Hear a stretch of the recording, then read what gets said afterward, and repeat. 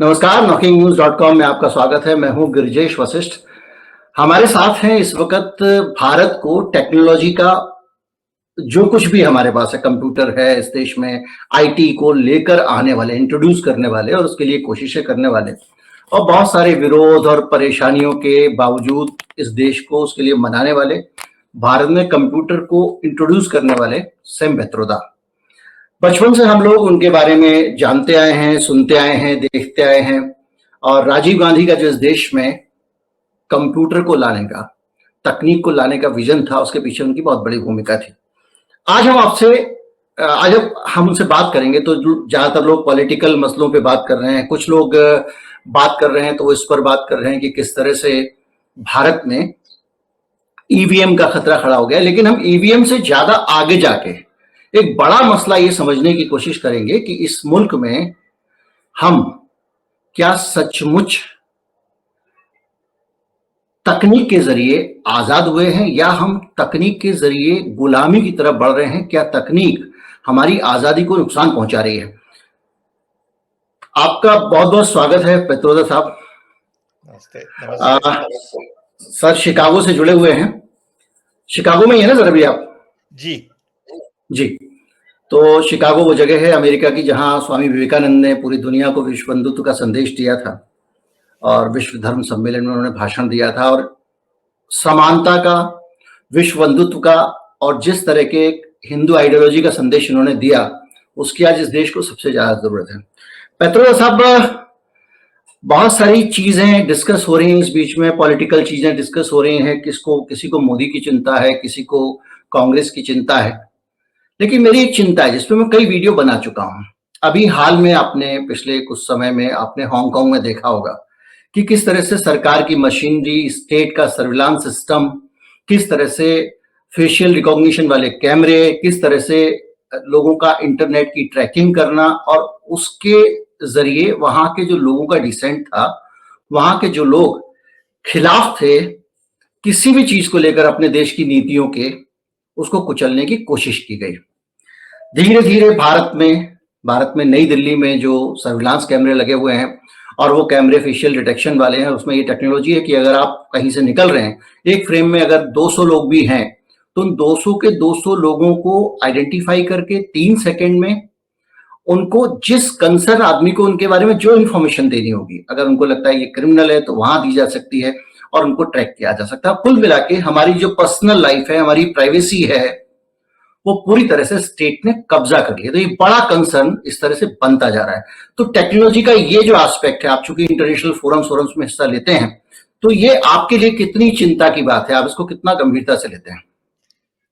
ये बहुत बड़ी चिंता की बात है, क्योंकि जो टेक्नोलॉजी आपको फ्रीडम, जी, डेमोक्रेसी, जस्टिस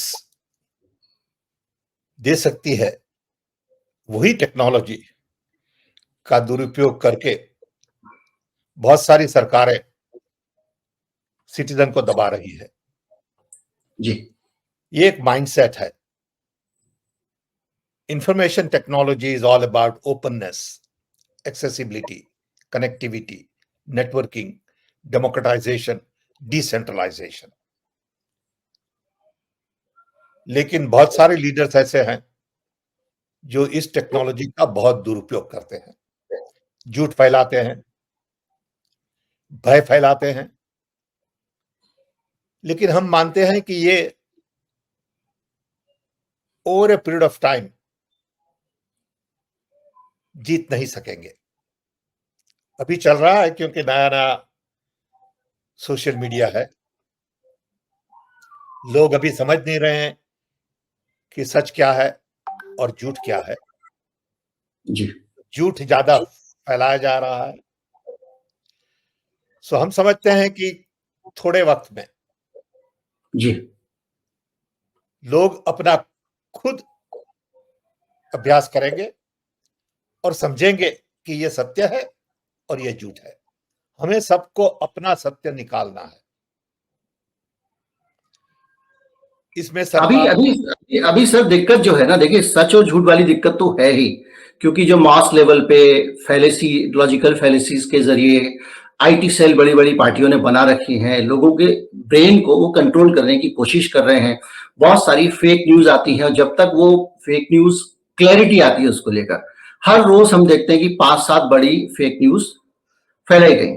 जब तक क्लैरिटी आती है तब तक वो 4 और फेंक देते हैं। एक चीज तो ये है। दूसरा, सोशल मीडिया कंपनीज जो है उनको जिस तरह से भारत में कानून बना के कंट्रोल किया गया, सरकार की सेंसरशिप चल रही है, 24 घंटे में कभी भी फोन करके किसी भी अकाउंट को टेक डाउन किया जा सकता है, किसी भी अकाउंट को। और इस तरह से सोशल मीडिया कंपनियां सब होता है अभी, और सोशल मीडिया कंपनियां जो है वो हद तक कर रही हैं कि हालत यह है कि एक खबर ये भी थी कि ट्विटर जो है वो माफ कीजिएगा, फेसबुक इतना ज्यादा सरकार से एसोसिएट हो गया कि टिकटॉक जो नंबर 1 बनने वाला था पूरी दुनिया में, फिर फेसबुक नंबर 1 हो गया, क्योंकि भारत में उसको बहुत पकड़ मिली, बढ़त मिली।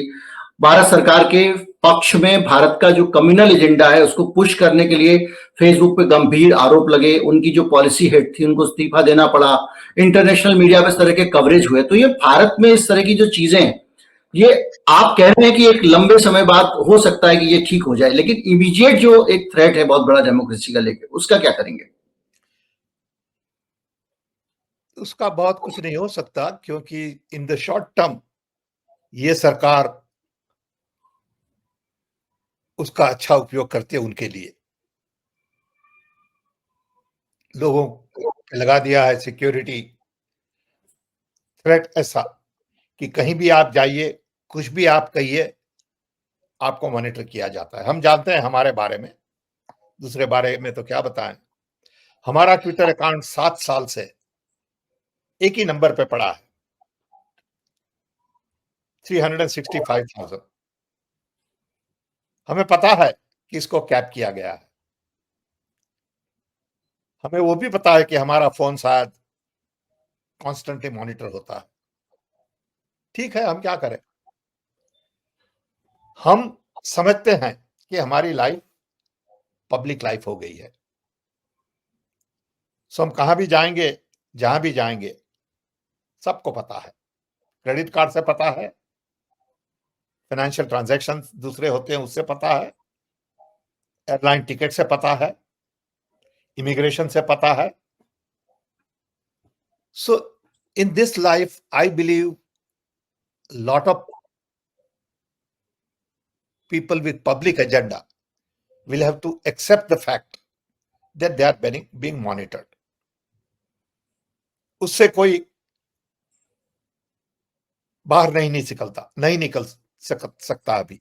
लेकिन ये जो चैलेंजेस हैं, देखिए आप इस देश में टेक्नोलॉजी को लेकर आए थे, हम लोग इस टेक्नोलॉजी को, हम मानते हैं कि इस देश में से एक रिवॉल्यूशन आया, देश में बदलाव आया, लेकिन वो टेक्नोलॉजी इस देश की अगर मिसयूज हो रही है और उस देश की आजादी को खतरे में डाल रही है। जैसे पिछले दिनों खबर आई थी कि सीएए के दौरान जो लोग वहां उस आंदोलन की जगह पे जा रहे थे उनको मॉनिटर किया जा रहा था, उनके ऊपर नजर रखी जा रही थी। इसी तरह से अलग किसान आंदोलन में बहुत जबरदस्त मॉनिटरिंग की गई।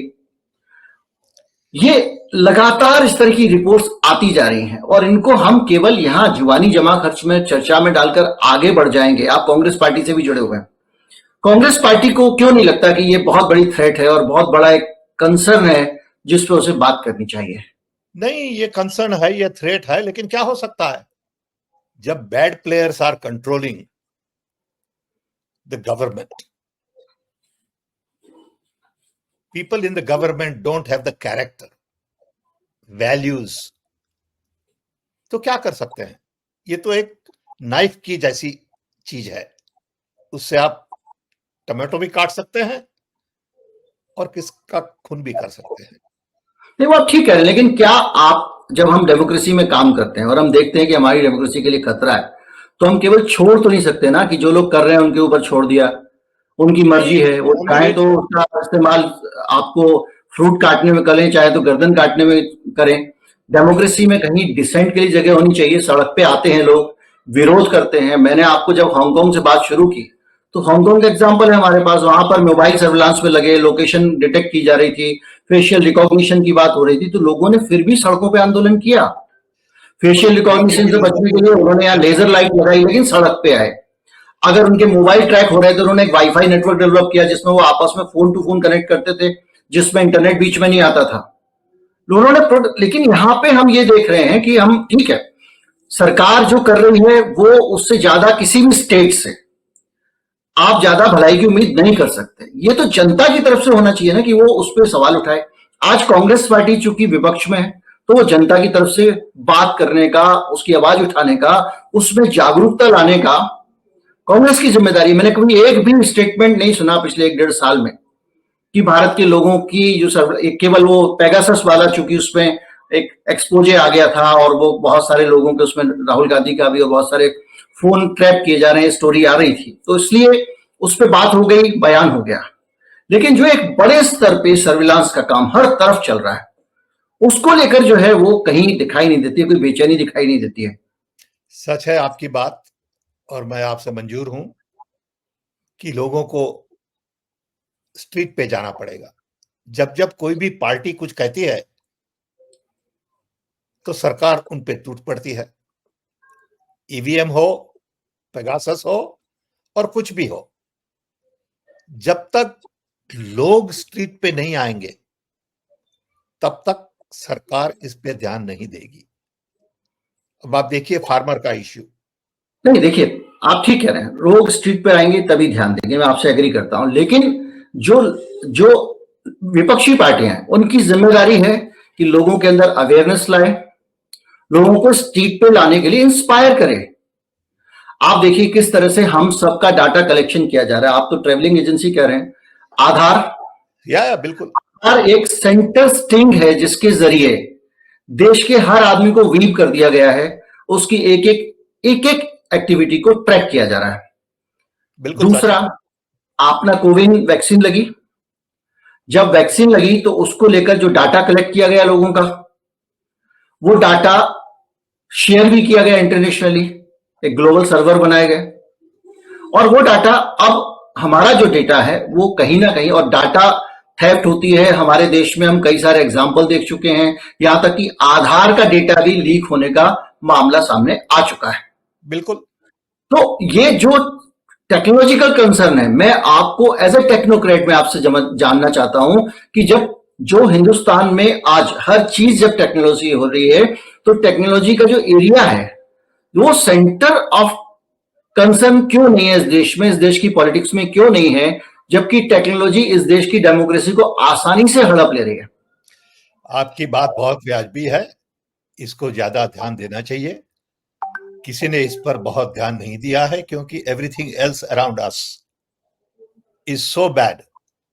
आप देखिए एम्प्लॉयमेंट सिचुएशन, महंगाई,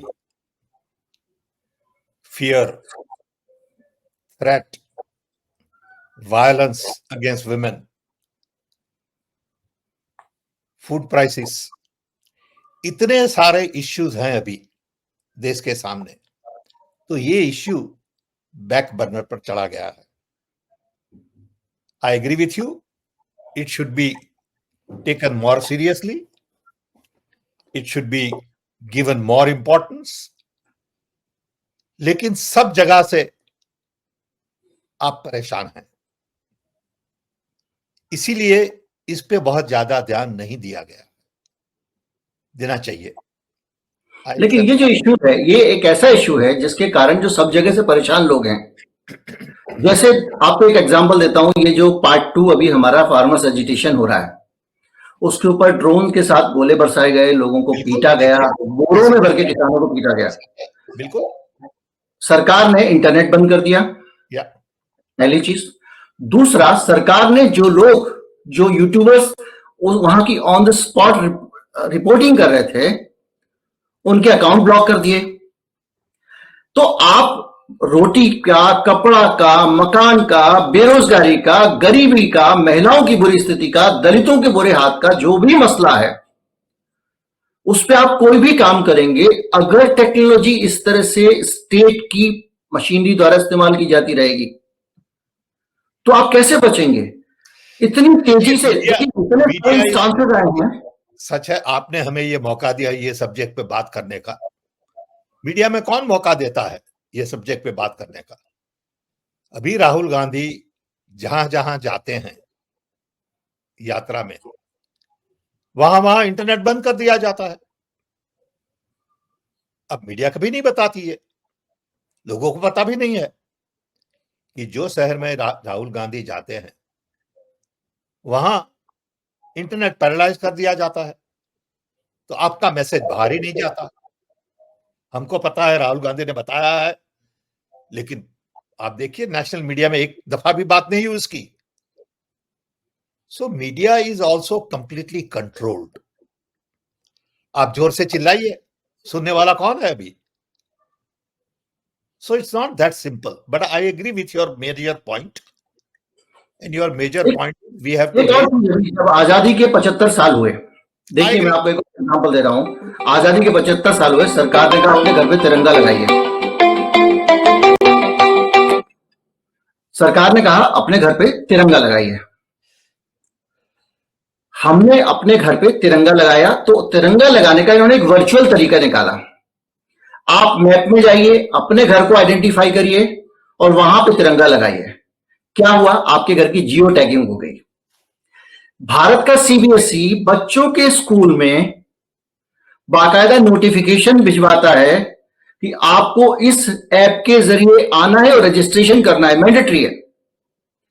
एक एक आदमी की फ्रीडम कंट्रोल हो रही है। और एक सबसे एडवांस चीज, अगर आप लोग आज इस पे कदम नहीं उठाने वाले हैं तो फ्यूचर के लिए मैं आपको बता रहा हूं, आरबीआई में बहुत तेजी से करेंसी के डिजिटलाइजेशन का प्रोसेस शुरू हो गया है और उस पे लॉन्च तो कर चुके हैं, लेकिन किस तरह से उसको पेपर करेंसी को रिप्लेस किया जाए इस पे काम चल रहा है।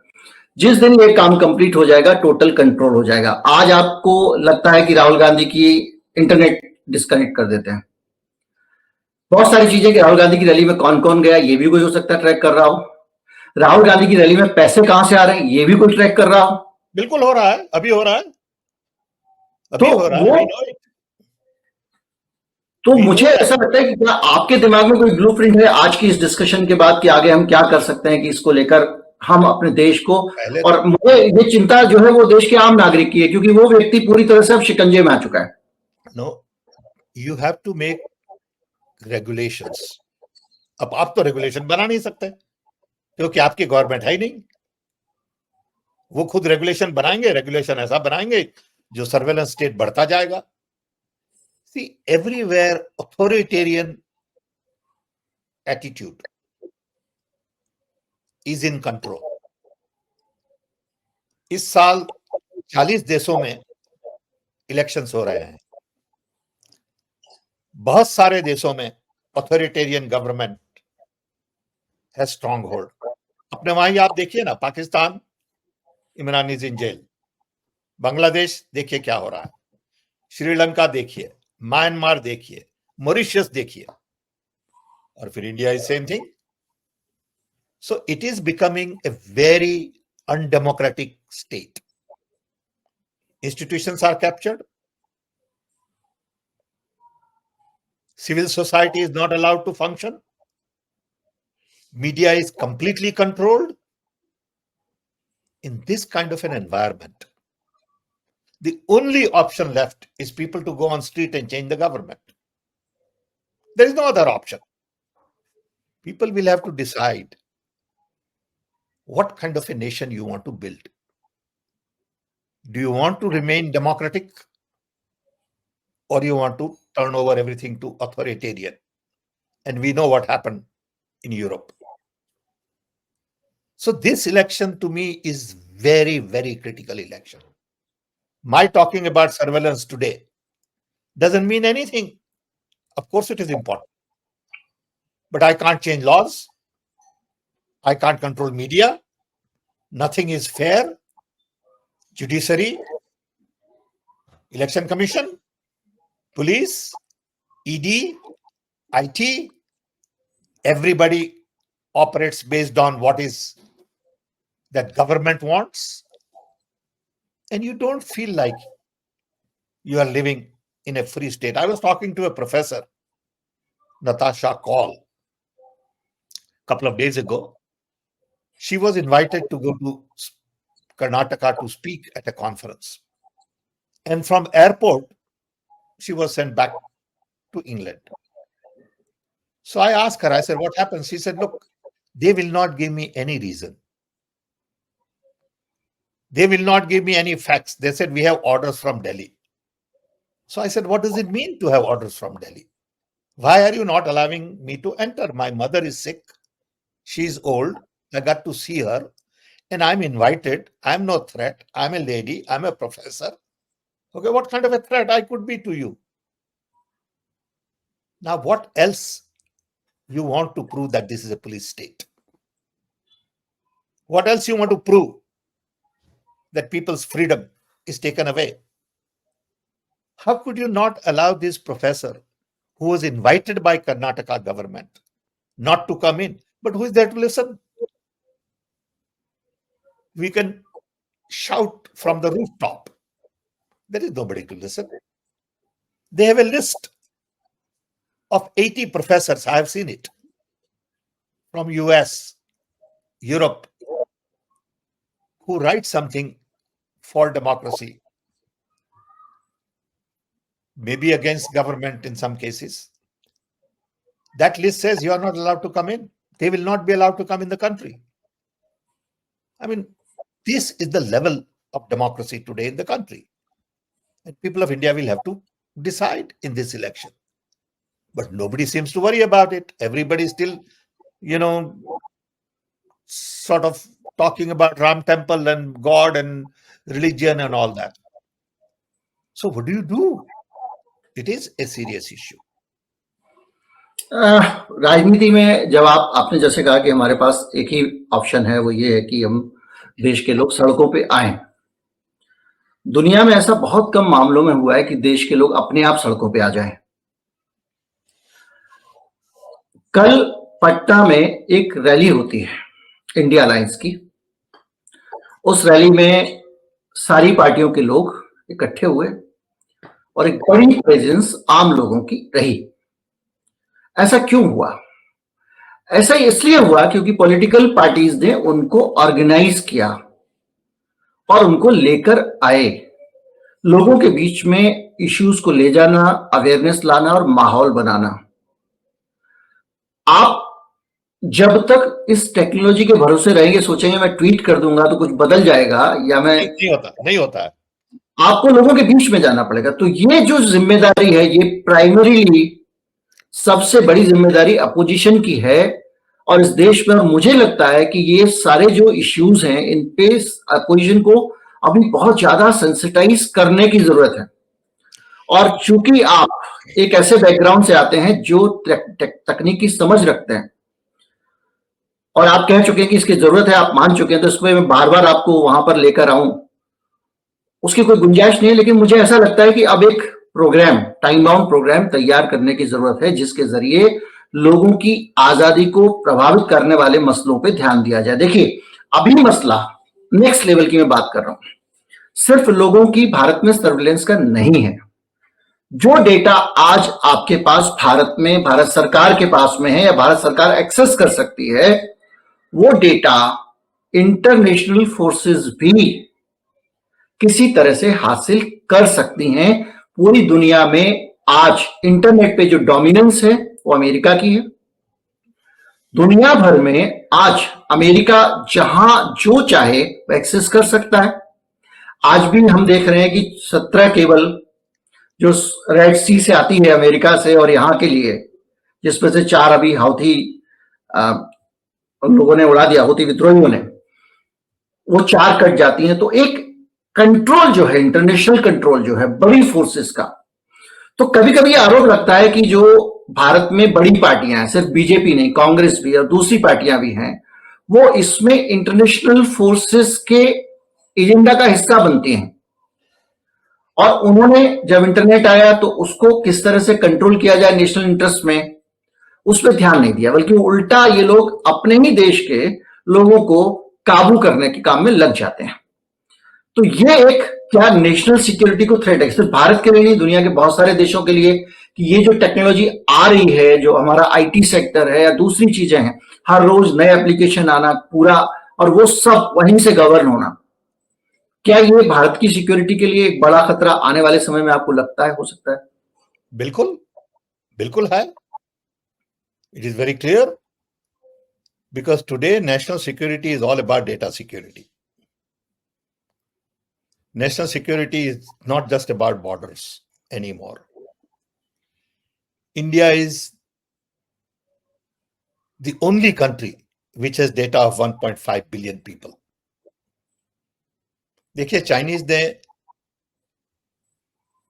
इसका बड़ी इंटरेस्टिंगली उपयोग किया. On one hand, they are doing their own surveillance, but they have stopped Google, Facebook, and others to become dominant in their country. हमने उस पर ध्यान नहीं दिया. In the name of globalization, as a nation with expertise in IT, हम खुद का Twitter भी नहीं बना सके, हम खुद का फेसबुक भी नहीं बना सके, व्हाट्सएप भी नहीं बना सके.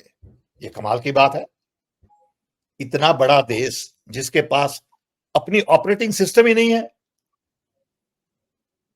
1.5 बिलियन लोगों का देश जिसमें आईटी जायंट्स है, ओएस नहीं बना रहे हैं. तो ये तो गुलामी की मेंटालिटी है. अभी प्रायोरिटीज हमारी दृष्टि से देश की डेमोक्रेसी को ट्रैक पे लाना है. That is priority number 1. Of course, surveillance is part of it. If I was to ask that what is the priority of the Congress Party or India Alliance, I would say first most important thing is to bring democracy back, where every institution is independent, autonomous. 2, civil society is given the right role to play, where they can be watchdog, they can provide services in education, health freely without fear. And 3, media got to be completely independent. ये काम, ये आपने जो दिक्कतें बताई इस देश के लोकतंत्र के खतरे बताए, बड़ी अच्छी बातें आपने कही. मेरे ख्याल से हमारे बहुत सारे दर्शक हिंदी वाले हैं. अगर आप कोशिश करेंगे, आपकी हिंदी बहुत अच्छी है मुझे पता है, तो क्योंकि आप अमेरिका में रहते हैं तो आपकी आदत में है कि अंग्रेजी जल्दी बोलते हैं, तो अगर आप रखेंगे तो सबको, ज्यादातर लोगों तक आपकी बात पहुंचेगी. यही बात फिर से कह दी आपको, इफ यू वांट. नहीं, वो तो हम लगातार कह ही रहे हैं, मैं दोहरा भी रहा हूं. तो डेटा लोकलाइजेशन का भी एक कंसेप्ट आया था. आईटी पॉलिसी बनाई सरकार ने, कहा कि भारत का डेटा आपको भारत में ही रखना पड़ेगा. उसके बाद पता नहीं क्या हुआ, और फिर इन्होंने उस पॉलिसी को वापस ले लिया, और अब फेसबुक का, गूगल का, व्हाट्सएप का डेटा, जितनी पॉलिसीज हैं हमारी, अकॉर्डिंग टू मी, ज्यादा से ज्यादा policies are in favour of government and not in favour of citizens. ये भी बदलना है ना. Policies has to benefit citizen, not government. आप इलेक्शन डेटा देखिए. इलेक्शन डेटा गवर्नमेंट रख सकती है, लेकिन सिविल सोसाइटी को नहीं दे रहे हैं. इलेक्शन बॉन्ड देखिए, गवर्नमेंट के पास डेटा है, पब्लिक को नहीं दे रहे हैं. सब जगह it has become a surveillance, everywhere. So it is very clear that we are becoming non-democratic. We are becoming a state where citizen is being watched carefully, monitored, and this data is abused to harass citizens. एक चीज मुझे और ध्यान में आई कि इस parliament में अभी बजट, पिछला बजट जो था, इस बजट से पहले वाला बजट, बल्कि 2 बजट पहले, केंद्र सरकार ने ये कहा कि प्रॉपर्टी को डिजिटलाइज करेंगे, उसका डिजिटाइजेशन होगा प्रॉपर्टी का. यानी हमारी जितनी भी प्रॉपर्टी है उस सबको सरकार रिकॉर्ड पे जाएगी, इंटरनेट पे लाएगी, या कहें कि वो सर्वर में लाएगी. जो कागज पे प्रॉपर्टी है उसको वो डिजिटल फॉर्म में लाके कहीं ना कहीं, ये बात अच्छी है, ये काम अच्छा है. लेकिन सर, इस बात को रखने में एक बड़ा मसला ये भी है कि इस देश के लोगों की जो प्रॉपर्टी है, कई सालों से जो प्रॉपर्टी रखी हुई है, एक आदमी की 10 पुश्तों से प्रॉपर्टी आ रही है, वो लोग भाई बहन सब मिलके घर में रहते, ज्वाइंट फैमिली है। अब जब डिजिटाइज होगी प्रॉपर्टी तो फिर किसके नाम लिखी जाएगी? झगड़ा शुरू हो जाएगा। कुछ लोगों के पास पेपर्स ही नहीं प्रॉपर्टी के, और वो पेपर जाहिर बात है जब वो अब आप डिजिटाइज करना, सरकार ये घर घर आके तो करेगी नहीं, बोलेगी रजिस्ट्री लेके आ जाओ हम डिजिटाइज कर देंगे। तो आपके पास पेपर नहीं होंगे तो आपकी प्रॉपर्टी खतरे में पड़ जाएगी, एक लास्ट डेट होगी। तो ये मैंने एक एग्जांपल बीच में याद आ गया तो याद दिला दिया, लेकिन बिल्कुल सच बात है। पॉइंट ये है कि जितने डिस्कस किए हमने पॉइंट, जितनी चीजें आपने कही कि डेमोक्रेसी के खतरे बताए आपने, इसके बीच में अब चैलेंजेस नए क्या हैं? इनसे आप जब लड़ रहे हैं तो वो कौन कौन से चैलेंजेस आपके सामने हैं जो आप फेस कर रहे हैं, जिसके कारण आसान नहीं रह गया है डेमोक्रेसी के लिए लड़ना? सबसे पहले democracy has to be understood properly. आपको डेमोक्रेसी के बारे में समझना है। हमने एक अभी किताब लिखी है जो 2 वीक में बाहर आ रही है, बाय पेंगुइन। जी, इंग्लिश में है unfortunately, the idea of democracy. इसमें हम ये मानते हैं कि सबसे इंपॉर्टेंट चीज है वैल्यूज। आप क्या वैल्यू करते हैं? आप सर्वेलेंस वैल्यू करते हैं और सिटीजन सर्विस वैल्यू करते हैं? आप लव वैल्यू करते हैं या हेट वैल्यू करते हैं? अगर आपकी वैल्यू ही खराब है तो आपको कोई हेल्प नहीं कर सकता। आप डेमोक्रेसी का दुरुपयोग करेंगे, जो हो रहा है अभी, यही हुआ यूरोप में भी, और आपकी वैल्यू जो प्रॉपर है तो आप डेमोक्रेसी का पब्लिक गुड के लिए उपयोग करेंगे। अभी सब जगह डेमोक्रेसी में वैल्यूज हैव गॉन डाउन। जी, अब देखिए, business and politicians have come together and spending billions and billions on election. हम कह रहे हैं कि देखिए, कॉर्पोरेट को इलेक्शन फंडिंग नहीं करना चाहिए क्योंकि वो तो वोट नहीं दे रहे हैं। कॉर्पोरेट थोड़ी वोट देता है, लोग वोट देते हैं, तो लोगों को कंट्रीब्यूट करने दीजिए इलेक्शन में। ये कहां से ले आए आपकी कॉर्पोरेट 200 करोड़ आपको दे दे, लेकिन कॉर्पोरेट इज नॉट वोटिंग। सो ये सब जगह रैकेट बन गया है। Democracy has become a racket. क्यों लेफ्ट पार्टीज की तरह जो आपने वैल्यू वाली बात कही, अभी इसको कंटिन्यू रखेंगे, बीच में मैं आपको इंटरवीन कर रहा हूं। अभी आपने सिर्फ एक ही पॉइंट बताया है जो चैलेंजेस हैं उसको लेकर। जैसे लेफ्ट पार्टीज हैं वो कॉर्पोरेट से चंदा नहीं लेती हैं, कांग्रेस पार्टी दूसरी पार्टियां इसको क्यों नहीं कर सकती हैं? क्यों नहीं वो कहती हैं कि हम अपनी तरफ से हैं, जनता से, कॉर्पोरेट से चंदा नहीं लेंगे? नहीं, according to me it should be a law. नहीं, according to me it should be a law. एक बना दीजिए लॉ कि corporate will not be allowed to fund elections. खत्म ना। तो आपको लगता है कि इसको लेकर कांग्रेस पार्टी इलेक्शन रिफॉर्म्स करने में फेल रही है? एक लॉ बन सकता था जो नहीं बनाया गया। अभी तक क्या था कि ये चीजें इतनी बड़ी नहीं थी, तो इस पे लोगों ने ध्यान नहीं दिया। अब all of a sudden it has become big thing. पहले इलेक्शन में इतना ज्यादा पैसा नहीं जाता था। पहले लोग 25 करोड़ 30 करोड़ में खरीदे नहीं जाते थे। अब ये सडनली बदल गया है 10 साल में। सो these are different times. Okay? And we must change according to time. ये तो क्या है कि सब जगह डेमोक्रेसी हैज बीन हाईजैक्ड, सब जगह। अब आप देखिए अमेरिका में Trump with all his court cases, all his style, everything, is the most popular leader. Okay? Netanyahu, सब जगह आप देखिए authoritarian regime has been able to rise, और लोग बेचारे घबराए पड़े हैं सब जगह। तो इसको आप दूसरा चैलेंज मानते हैं डेमोक्रेसी के लिए हिंदुस्तान की? पहला तो आपने वैल्यू सिस्टम वाला कहा, दूसरा इसको अगर मान लें, most important thing is to bring democracy back on track. जी, उसके बिना कुछ नहीं होने वाला। सो ये election is not about Modi versus Rahul Gandhi और anybody, it is not about NDA versus UPA और India alliance, it is not about BJP versus Congress. It is about the kind of India we all believe in. It is about India where everyone is respected. India that can live with peace. India that can respect people with dignity. India that can give opportunities to everybody. India that is not at fire, but at peace.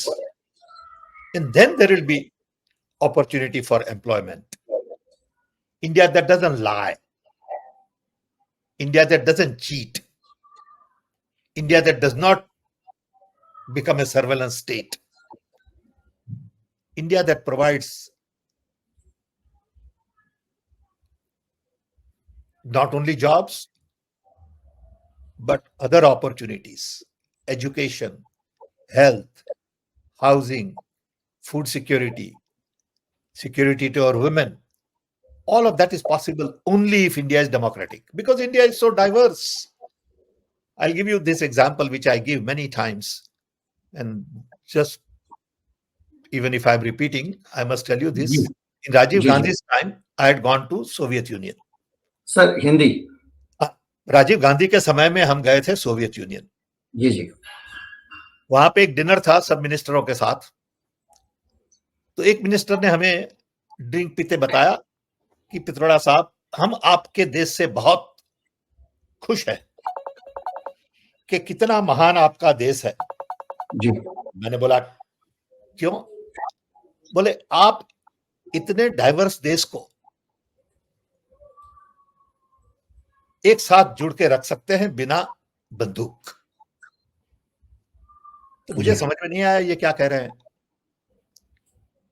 लेकिन जब Soviet union fail apart जी, और उनकी जब machine gun उल्टी हुई तो पूरा देश टूट गया। जी। तो उनका कहना था कि इंडिया एक ऐसा देश है जहां इतने डाइवर्स लोग शांति से रहते हैं। उनकी भाषा अलग है, उनका खाना अलग है, उनका जेनेटिक पूल अलग है, ओके, विचार अलग है, धर्म अलग है, लेकिन शांति से रह रहे हैं, किसी को बंदूक की जरूरत नहीं है। ये कितना बड़ा अकम्प्लिशमेंट है, देखिए आपने। उसको आप चैलेंज कर रहे हैं। अभी आप एक दूसरे को लड़ा रहे हैं। लोगों को पूछ रहे हैं कि आप मुस्लिम हैं, आप क्रिश्चियन हैं, ओके, आप आपके मुताबिक हाँ, अब आज से कांग्रेस पार्टी को क्या करना चाहिए? 3 चीजें कि हम ये करेंगे, ये करें, ये करें तो हम इसको फिक्स कर सकते हैं। वो क्या 3 चीजें जो हो सकती है? हमारी दृष्टि से पहले तो कांग्रेस पार्टी को डिसाइड करना है। मैं तो एक इंडिविजुअल हूं।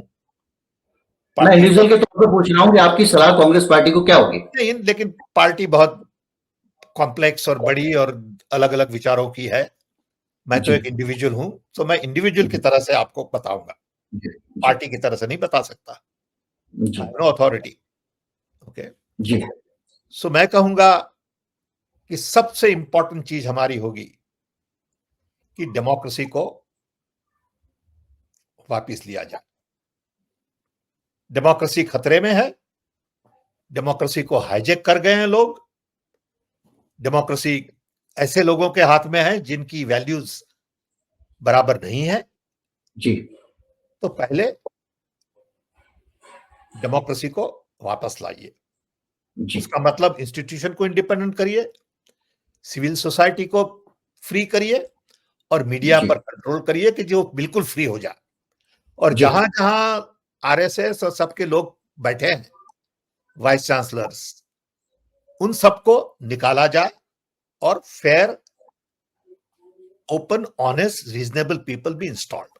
ये क्लीन अप बहुत बड़ी चीज है, ये छोटी चीज नहीं है। बहुत बढ़िया। इसमें 5 साल लग जाएंगे शायद, समझे? तब भी नहीं हो पाएगा। जगह बैठा दिए लोगों को, सब जगह अच्छे अच्छे जगह कांग्रेस कांग्रेस पार्टी में भी बैठाए हुए हैं बहुत सारे, वो भी सच है, कई बार बैठाए वो भी सच है। ओके, सो कांग्रेस पार्टी को भी क्लीन करना है, वो भी एक काम है। ओके, हम मानते हैं ये बिल्कुल। और यंग लोगों को आगे लाना है, क्योंकि यंग लोगों का भविष्य जी हाथ में नहीं हो। जी 80 साल के हमारे जैसे लोग देश चलाएंगे, वो कैसे चलेगा? जी देश should be turned over to people in 40s and 50s। जी okay, second thing I would do is immediately I would focus on economy. तुरंत देश की इकोनॉमी पे फोकस करेंगे, क्योंकि ये जब डेटा बेटा सब दिए गए हैं वो बहुत सारे बोगस हैं। जी अभी कल ही मैंने एक वीडियो देखा कि एक लड़की पीएचडी की हुई दिल्ली यूनिवर्सिटी से दिल्ली में पकौड़े बना रही है और कह रहे हैं कि हमें जॉब नहीं मिलता कहीं पे। ये कैसी दशा है देश की कि जिस लड़की ने पीएचडी की है, गरीब लड़की जिसके पिताजी और माताजी ने इतना खर्च किया, वो जॉब नहीं मिलता उन्हें। जी so next thing would be to focus on employment, inflation, jobs. Third thing I would do is I would definitely focus on OBC, Dalit minorities. I'm OBC. I got out by accident because I studied physics. And people forgot that I'm a son of a carpenter. लोग भूल गए कि मैं बड़ाई का लड़का हूं। जी education is empowering. तो तीसरा काम यह है कि ओबीसी, दलित, उन लोगों को अपॉर्चुनिटीज देनी है। आपको क्या लगता है कि ये जो विजन आपने रखा, इसके डायरेक्शन में कांग्रेस पार्टी सीरियसली कुछ कर रही है? Being a member of the Congress party, being a individual, क्या आपको लगता है कि कांग्रेस पार्टी सीरियसली इस डायरेक्शन में बढ़ रही है, या उसकी जो शिद्दत होनी चाहिए, जो इंटेंसिटी होनी चाहिए, वो नहीं है? जितनी होनी चाहिए उतनी इंटेंसिटी नहीं है। ये मैं ओपनली कह रहा हूं आपसे और सबसे कह रहा हूं, क्योंकि मैं झूठ नहीं बोलूंगा। जी क्योंकि हमें इसे सोशलाइज नहीं किया है। ये सब विचार ऐसे हैं जिन्हें आपको सोशलाइज करना है। इनके बारे में 6 महीने 9 महीने बात होती है सबसे, तभी वो सरफेस पे आता है। ये इतनी गहरी बातें नहीं हुई है। जी ये तो आपने बोल दिया, पूछा तो मैंने बोल दिया। आपने नहीं पूछा होता तो शायद ये बाहर नहीं आता। आपने पूछा कि 3 चीज बताइए, तो हमारे दिमाग में ये 3 चीज आई। नाउ यू मे डिसएग्री, जी definitely disagree, which is okay, but I want to start a conversation. So आपने इकोनॉमी की बात कही, मैं आपको बताऊंगा कि 3 चीज जो आपने मांगी, वो एक है put democracy back on track, create employment, and put economy on track, and 3, give opportunities to OBC, Dalits, minorities that we have not given in the past. एक चीज आपने कही, इकोनॉमी पे हम लगातार देख रहे हैं कि इंडिया के शेप रिकवरी के मोड पे आ चुका है। गरीब तेजी से गरीब हो रहा है, अमीर तेजी से अमीर हो रहा है। जितने मार्केट के स्टैट्स आते हैं, 1.5 लाख रुपए से ऊपर वाली मोटरसाइकिल, 2 लाख रुपए से ऊपर वाली मोटरसाइकिल, उसकी सेल बढ़ गई है। रॉल्स रॉयस की सेल बढ़ गई है। 10-15 लाख से ऊपर की गाड़ियों की सेल बढ़ गई है। इससे जो छोटे सेगमेंट की मोटरसाइकिल है, कार है, सबकी बिक्री कम हो रही है। एफएमसीजी सेक्टर चैलेंजेस फेस कर रहा है। उसके जो 2-2, 5-5 रुपए के जो छोटे पैकेट बना रहा है, वो भी नहीं बिक पा रहे हैं। उसकी ग्रोथ एक जगह रुक गई है। तो कांग्रेस पार्टी ने 2019 में जब चुनाव आया था, तो कांग्रेस पार्टी एक मिनिमम इनकम गारंटी प्रोग्राम लेकर आई थी, जिसमें यह कहा गया था कि 72,000 रुपए हम हर परिवार को देंगे साल में, और ये गारंटी है कि आपके पास पैसा आएगा ही आएगा। और ये आइडिया इकोनॉमी के उस स्कूल से आता है जो ये कहता है कि जनता को आप पैसा दो। उसमें कांग्रेस का हिस्ट्री है। मनरेगा है और दूसरी चीजें हैं जो इस आइडियोलॉजी पे काम करने वाली हैं। आम आदमी को पैसा दो, उस पैसे से वो खर्च करे, खर्च करने से इकोनॉमी बढ़े, इंडस्ट्री बढ़े, काम धंधे बढ़े, और जब वो काम धंधे बढ़ेंगे तो वहां लोगों को एम्प्लॉयमेंट मिलेगा। भारत चला गया क्रोनी कैपिटलिज्म के मोड पे, जिसमें सरकार ने ये सोचा, ये आइडियोलॉजी, ये भी मान्यता है कि भाई ट्रिकल डाउन थ्योरी है, ज्यादा से ज्यादा पैसा आप उठा के अमीरों को दे दो, वो पैसा धीरे धीरे करके जनता तक पहुंच जाएगा। लेकिन हमारे देश में वो नीचे आ नहीं रहा है, कोई भी रेस में नहीं आ रहा, कोई भी रेस में नहीं आ रहा जी। तो अब ये जो क्रोनी कैपिटलिज्म वाला एक और ऐड हो गया कि आपने कुछ सिलेक्टिव उद्योगपतियों को दे दिया। तो इस बार जब कांग्रेस पार्टी चुनाव में आ रही है और केशव रिकवरी सबसे बड़ा चैलेंज है, गरीब के और गरीब होते जाने का, बेरोजगार होते जाने की चुनौती, और सबसे बड़ी इतिहास में, भारत के इतिहास में इतनी बड़ी चुनौती कभी नहीं रही। पहले गरीब होते थे तो सब होते थे। तो आज जब ये अमीर और अमीर हो रहा है, गरीब और गरीब हो रहा है, तो कांग्रेस पार्टी अडानी अंबानी को क्रिटिसाइज करके पॉलिटिकल गेन तो करती है कि भाई ये मोदी जी के जो नजदीक लोग हैं उन लोगों को गेन मिल रहा है, लेकिन आम आदमी की दिक्कतें दूर करने का जो विजन 2019 में दिख रहा था, आपको लगता है कि वो गायब है आज?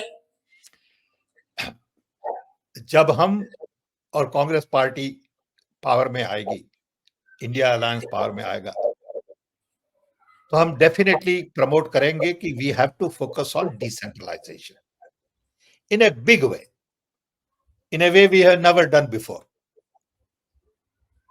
अभी क्या है कि अप्रोच है टॉप डाउन जी। टॉप में जो 5-10 लोग हैं उनको कंट्रोल करिए, उनसे पैसा मांग लीजिए, और नीचे जो होना वो होए।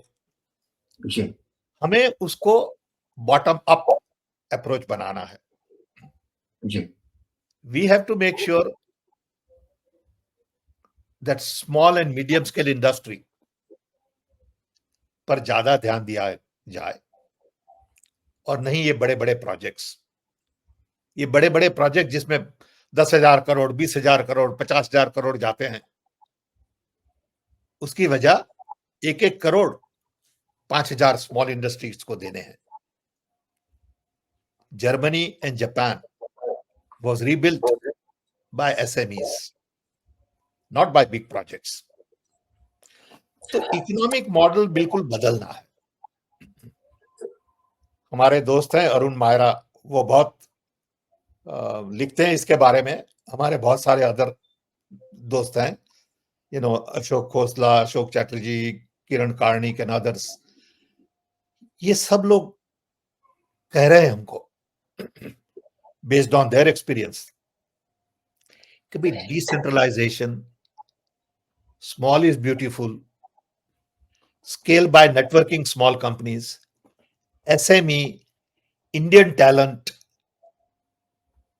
इंडियन सॉइल, इंडियन माइक्रोब्स, ये सब चीजें बहुत इंपॉर्टेंट है। आपको लगता है कि जो इंटरनेशनल फोर्सेस हैं, खासतौर पे जो कैपिटलिस्ट फोर्सेस हैं, आप रॉकेफेलर फैमिली है, बिल गेट्स हैं, अभी फिर वो आजकल चक्कर लगा रहे हैं, फिर कुछ प्रधानमंत्री के साथ में, देश के साथ में डील करके जाएंगे, इस तरह से आपका जो जॉर्ज सोरोस हैं, इस तरह के जो लोग हैं, वो हिंदुस्तान में ये डिसेंट्रलाइजेशन का आपका फार्मूला है, इस फार्मूले के आने के पे डिस्कस करने के साथ ही वो चाहेंगे कि आप लोग अभी सरकार में आए? देखिए, वो तो वोट नहीं दे रहे हैं, वोट तो इंडियन लोग दे रहे हैं। इंडियन लोग उनको वोट दे रहे हैं और अपने देश के लिए वोट दे रहे हैं। इंडियन लोगों को सोचना है कि हमें डिसेंट्रलाइजेशन चाहिए या हमें सेंट्रलाइजेशन चाहिए, हमें डेमोक्रेसी चाहिए और हमें अथॉरिटेरियन गवर्नमेंट चाहिए, हमें मीडिया कंट्रोल चाहिए और media which is fair to everybody चाहिए, हमें खाली 10% टॉप क्लास लोगों के लिए जॉब चाहिए और 90% of the OBC, Dalit and others के लिए चाहिए। ये लोगों को सोचना है। ये इलेक्शन इतना इंपॉर्टेंट है देश के बारे में। 2024 देश को दिशा देगा कहां जाना है। डेफिनेटली आप अगर लोकतंत्र के रास्ते पे जाएंगे, आप और पे जाएंगे, ये तय करेगा। कोई नहीं है, ये मोदी सब छोड़ दीजिए। मोदी एक कंपोनेंट है उस पूरे सिस्टम पे, कंपोनेंट है, बिल्कुल बेकार है। समझे, सब झूठ बोलते हैं, सब पर्सनल अटैक करते हैं, छोटे छोटे बच्चों की तरह लड़ते हैं और देश का पूरा ध्यान नहीं देते। उन्हें झूठ बोलने में कोई शर्म ही नहीं आती, कुछ भी बोल दिया, मन में आया वो बोल दिया। ओके, सो देश के लोगों को सोचना है, और देश के लोग मूर्ख नहीं है। मैं आपको कह रहा हूं कि Indians are not fools, they are very smart. हमने देखा है जब जब जरूर पड़ती है तो Indian voter decides the right things. So हमें बहुत विश्वास है।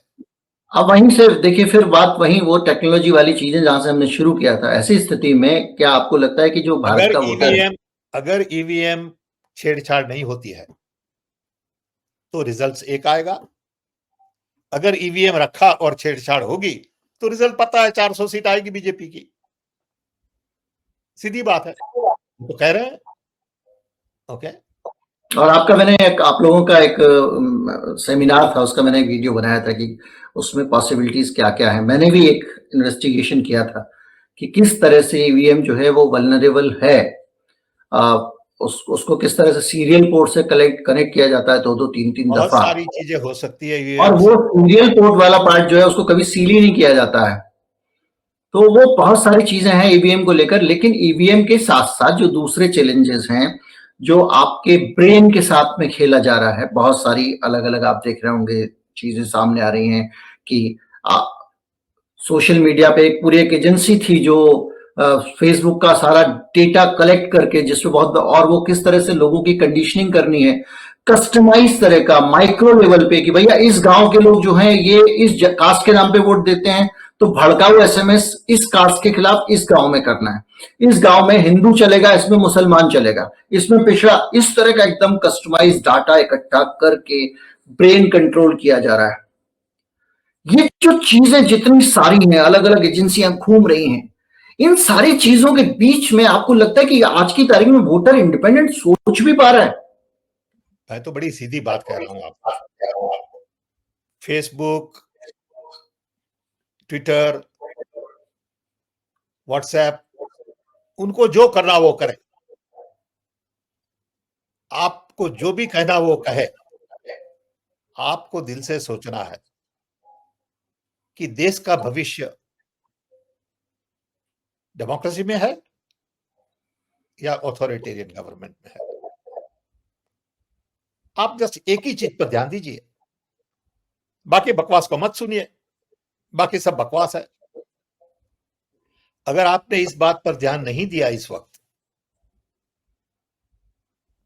तो देश को वापस लाना डेमोक्रेसी के रास्ते पर मुमकिन और इस पूरे डिस्कशन में जितना जोर डेमोक्रेसी पे पेत्रोदा साहब का है, उसके बाद मेरा फर्ज बनता है कि डेमोक्रेसी को सिंप्लीफाई करके, जब तो मैं वीडियो में बताता रहता हूं, आपको एक और उदाहरण दूं। एक आदमी है, अभी पिछले दिनों उत्तराखंड में टनल में कुछ लोग फंस गए थे। उस आदमी का घर दिल्ली में बुलडोजर से गिरा दिया गया। एक इमीडिएट चीज आपके दिमाग में आएगी, हो सकता है उसने इंक्रोचमेंट करके बनाया हो सकता है उसका झुग्गी बस्ती रही हो कुछ उसने, हालांकि वो भी लोगों को जीने का और रहने का हक है, धरती का मालिकाना हक बात की चीज है, पहली चीज है इस धरती पे आदमी को रहने के लिए जगह हो। लेकिन पता चला कि उस आदमी के पास रजिस्ट्री भी है, रजिस्टर्ड उसका मकान है सरकारी रिकॉर्ड में, उसके बाद गिरा दिया गया। अब सरकारी एजेंसियां उससे कह रही हैं कि हम तुमको अल्टरनेट घर देने को तैयार है, ले लो। वो आदमी ये कह रहा है कि भाई मुझे ये घर आप यही वाला दीजिए। तो ये खबर है जो आप खबर के तौर पर देख रहे हैं, इसको लोकतंत्र के नजरिए से देखिए। मैं दर्शकों से कहना चाहता हूं, आपके घर की भी रजिस्ट्री है, आपका भी घर आप रहते हैं और अचानक आके बुलडोजर गिरा दे, कुछ भी बहाना बना दे। ऐसे कई जगहों पे बुलडोजर गिराए जा रहे हैं, किसी की हिम्मत नहीं है ये कहे कि हम इस वजह से गिरा, कह देते हैं ये मकान जर्जर हो गया था इसलिए गिरा दिया, कहीं कह देते हैं अवैध बना था इसलिए गिरा दिया, और पब्लिक में सोशल मीडिया में कह रहे हैं कि हमने इसको छक्के छुड़ा दिए, इनको टाइट करने के लिए गिरा दिया। तो मेरा ये पॉइंट ये है कि जो आदमी जिसका घर गिरा दिल्ली में, ये सबके समझने की चीज है, वो आदमी क्या अपना घर गिराने वालों को सजा दिलवा सकता है? क्या वो आदमी आसानी से, भले उसका घर गिराने वाला कितना भी बड़ा आदमी हो, उसको जेल भिजवा सकता है या उससे जुर्माना वसूल सकता है? क्या भारत में धारावी में रहने वाले जो लोग हैं, जिस पूरी धारावी को अडानी के नाम कर दिया गया है, वहां पर अगर उसके साथ अन्याय हो रहा है, उसका घर छीना जा रहा है, जो आदमी 20 साल से रह रहा है उसका भी हक नहीं है अपने घर पे जो उसने खरीदा हुआ है। तो अगर आप आम आदमी हैं, गरीब से गरीब आदमी को सोचिए, और आप अगर न्याय हासिल कर सकते हैं सरकार में जाके, कोर्ट में जाके, जैसे भी, तब तो आपकी डेमोक्रेसी है। लेकिन आप सरकार को इतना पावरफुल बना दोगे, सरकारी लोगों को इतना पावरफुल बना दोगे, हो गया है आज खुशी हो रही हो कि आप बना रहे हो, ये बना रहे हो, लेकिन आप, हाँ, तो जो डेमोक्रेसी है आपकी वो इसी में है कि आप शान से जी सको और आप प्रधानमंत्री से भी जुड़ जाओ, मैं इस देश का नागरिक हूं, मेरे साथ गलत हुआ है तो कैसे हुआ है। इसको यही रिस्टोर करने की बात है डेमोक्रेसी के नाम पे, और कुछ रिस्टोर करने की बात नहीं है। डेमोक्रेसी ये आजादी है। हमारे फाउंडिंग फादर्स ब्रिटिश के साथ लड़े आजादी के लिए, अब हमारी आजादी छीनी जा रही है, सब तरह की आजादी। So democracy is larger public good. Democracy is about nyay. आपने जैसे बताया कि हमें न्याय मिलेगा कि नहीं मिलेगा, इस सिस्टम में हमें न्याय नहीं मिलेगा। जब professor call was sent back from Bangalore, it was अन्याय। एक लड़की है, प्रोफेसर है, जो पॉलिटिक्स में कोई दिलचस्पी नहीं है सिवाय की स्टडी करना। आपको रिस्पेक्ट से उनको बुलाना चाहिए, आपको उन्हें जवाब देना चाहिए। यू कांट से कि दिल्ली से ऑर्डर आया है। ये कैसी पुलिस जो जवाब देती है कि दिल्ली से ऑर्डर आया है? एक और एग्जांपल मैं आपको बताता हूं। एक जस्टिस गंगोपाध्याय हैं कोलकाता हाई कोर्ट में, उनको कई बार सुप्रीम कोर्ट छाड़ चुका था। उनके पास जब भी सरकार से जुड़ा हुआ कोई मामला आता था, वहां से लेके पुलिस से, स्टेट पुलिस से, वो सीबीआई को दे देते थे। और अब उन्होंने ऐलान किया है कि मैं पॉलिटिक्स में जाऊंगा। बिल्कुल बिल्कुल। उनके ऊपर कोर्ट में खुलेआम ये आरोप लगाए गए कि भाई साहब, आप सारे फैसले बीजेपी के पक्ष में क्यों देते हैं। अब देखिए, ये एक तरह से जुडिशरी का कंटेंट भी है। अब मानना है कि आप किसी की नीयत पे सवाल उठा रहे हैं, लेकिन ये चीजें आ रही हैं सामने, और वो आप रिटायरमेंट की बात कह रहे हैं, मैं पॉलिटिक्स में जाऊंगा। इसीलिए इसीलिए मैंने पहले आपको बताया कि डेमोक्रेसी इज अबाउट वैल्यूज, जी, कैरेक्टर। आप किस चीज में मानते हैं? ये तो क्या है कि डेमोक्रेसी का उपयोग करके झूठ करते हैं और कहते हैं हम डेमोक्रेसी हैं, हम दुनिया की सबसे बड़ी डेमोक्रेसी है, और करते हैं बिल्कुल उल्टा। एक जो पर्सनल सिक्योरिटी है हमारी, मैं इसके साथ खत्म करना चाहूंगा। बहुत बहुत शुक्रिया आपका पेत्रोदा साहब। जो हमारी पर्सनल सिक्योरिटी, मेरा घर है, मेरे घर पे, मेरी कोठी पे, मेरे बंगले पे, मेरा खेत पे कोई कल के दिन आके अपनी पार्टी का झंडा लगा दे और 4 गुंडे पहलवान उसमें रहने लगे, आप उनको निकाल के बाहर ना फेंक पाए, तो आपकी डेमोक्रेसी में कहीं कमी है। बिल्कुल। जो सरकारी पहलवान है ना, जो सरकारी बाहुबली है पुलिस, उसको आपकी मदद के लिए होना चाहिए, वो डेमोक्रेसी है। और अगर ये कमजोर हो रहा है तो आप जिसको मास्टर स्ट्रोक कहते हैं, स्मार्ट गेम खेलते हैं, ये खिला दिया, ये पटक दिया, क्या पटकरी मारी है, क्या दांव चला है, ये नौटंकी नहीं है। आप इसके दर्शक नहीं हैं, आप इसके पात्र हैं। बहुत अच्छी तरह से आपने कहा। हाँ, आप अपने, ये आपके जीवन का हिस्सा है, और ये जो कुछ हो रहा है, ये आप इसको भुगत रहे हैं। आज बगल वाला भुगत रहा है, आपका ध्यान नहीं जा रहा है। तो इसलिए बचाना जरूरी है कि किसी के साथ भी होगा तो नहीं होना चाहिए, उसको रोकना है। यही डेमोक्रेसी की लड़ाई है। इसको आप किसी भी बड़े तौर पे समझ लीजिए, छोटे तौर पे समझ लीजिए। इस देश में आदमी कह नहीं सकता, एक आदमी अपनी आंखों से देख रहा है, पत्रकार वीडियो बना के दिखा नहीं सकता, उसका चैनल बंद कर देते हैं। तो ये सब जो है वो, मैं तो वोटर को यही रिक्वेस्ट करूंगा जी कि इस वक्त 2024 के इलेक्शन में आप बहुत सुनिए मत किसी से, आप आपके दिल में जाइए, पूछिए दिल से कि भारत के लिए आजादी और डेमोक्रेसी कितनी इंपॉर्टेंट है, और समझिए कि 2024 इलेक्शन देश को दिशा देगा और आप देश को दिशा देंगे। किसी को मत सुनिए, आपके दिल को सुनिए।